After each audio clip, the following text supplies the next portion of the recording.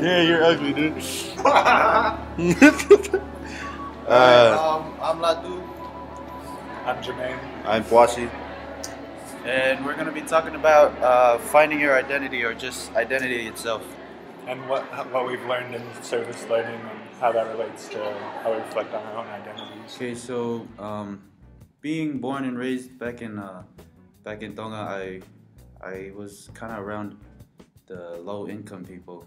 We never had much. We weren't as fortunate as others.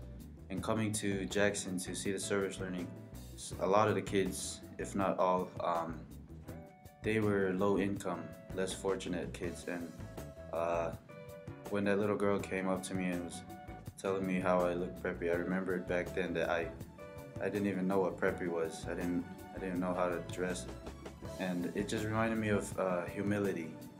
And that was another identity I kind of lost during my years growing up, and that service learning helped me, especially that little girl. A personal experience that I had while doing my service learning at Jackson is a similar one to my partner Latu.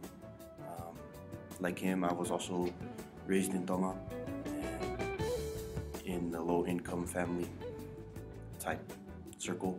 But over the years, growing up here, I too have lost a lot of things, but that's one thing I always remember is my roots back in Tonga.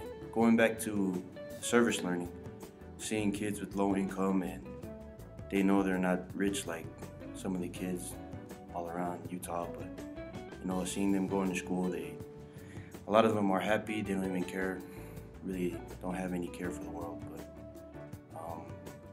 that's a personal experience for me because growing up over here in America, I lost a lot of that carefree stuff that we gain as children.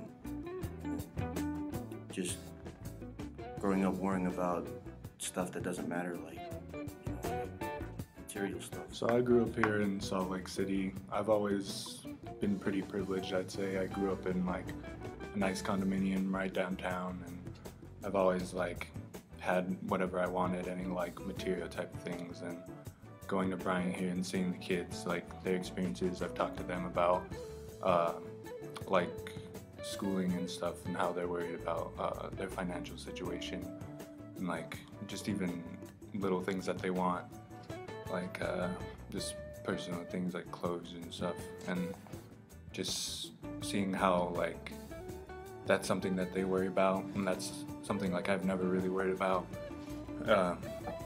It makes me think more and like appreciate what I've had, and think more about like other people's situation. I learned a lot from our service learning about our own identities and the identities of these kids and where they are in their educational careers right now, and where we were during that time.